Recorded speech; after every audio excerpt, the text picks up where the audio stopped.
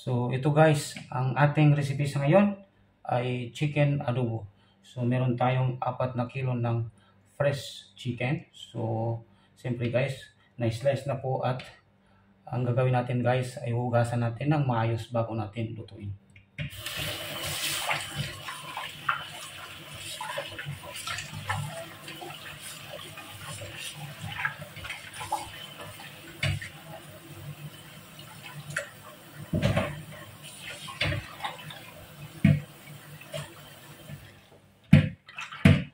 Apat na kilo guys dahil napakarami namin.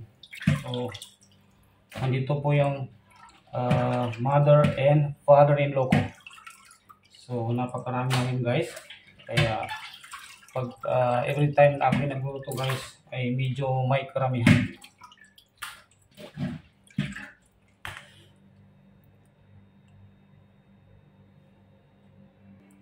So ayan po guys ang ating mga sangkap na ating kakailanganin sa ating chicken adobo. Siyempre yung 4 na kilo na fresh chicken. So meron tayong luya, onion, garlic, at saka siyempre gagamit tayo ng sweet star margarine, soy sauce, black pepper powder, MSG, salt to taste, oyster sauce, at onion powder. At saka siyempre guys ang ating cooking oil. So ayan na po guys, kompleto na po ang ating mga kakailanganin sa ating recipe sa ngayon. Kaya ano pa hinihintay natin guys, umpisahan na po natin ang ating pagluluto ng chicken adobo special recipe. Gagamit tayo ng cooking oil panggisa.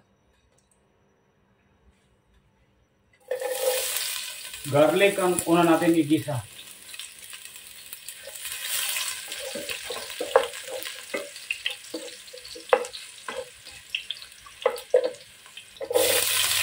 Onion.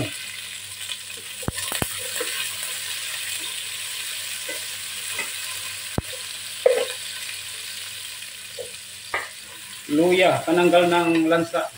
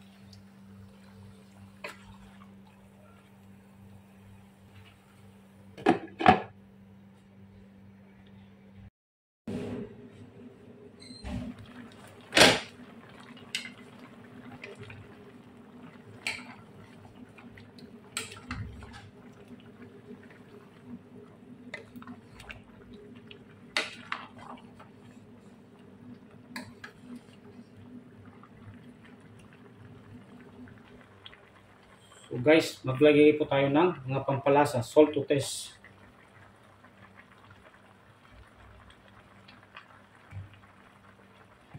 MSG, black pepper powder,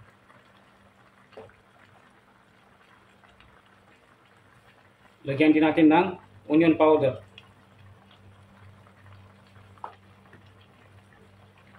soy sauce,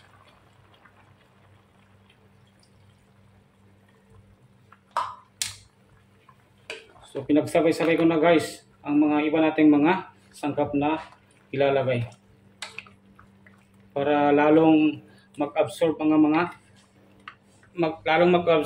lasa ng ating mga sangkap na nilagay.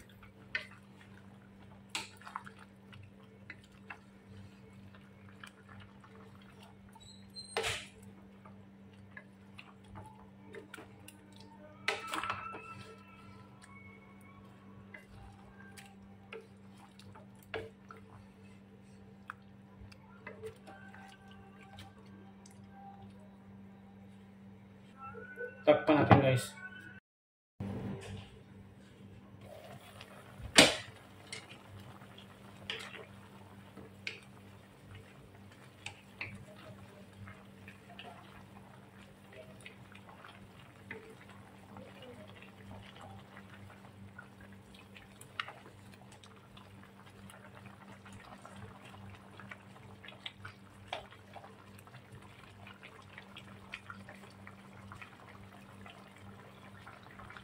Tikman natin guys.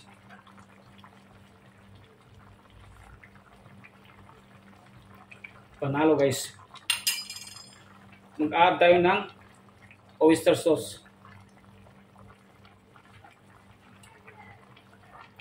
So lagyan natin guys ng sweet star margarine.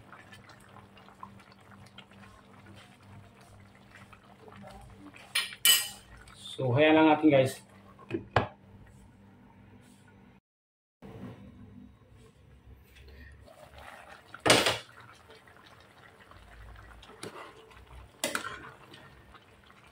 So ito na guys, well done ang ating recipe sa ngayon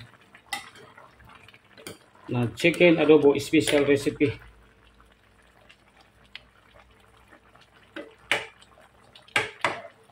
So pwede nating hanguin at i-serve sa ating family.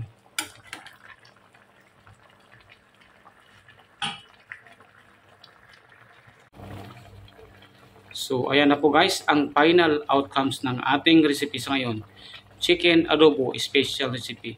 So please lang po guys, pag nagustuhan yung ating recipe sa ngayon, paki-comment, like, and share lang po. At siyempre paki-follow at huwag lang po kalimutan pindutin ang notification bell para po sa mga susunod nating videos ay ma-update po kayo kaagad. So guys, kain na po tayo and thank you for watching.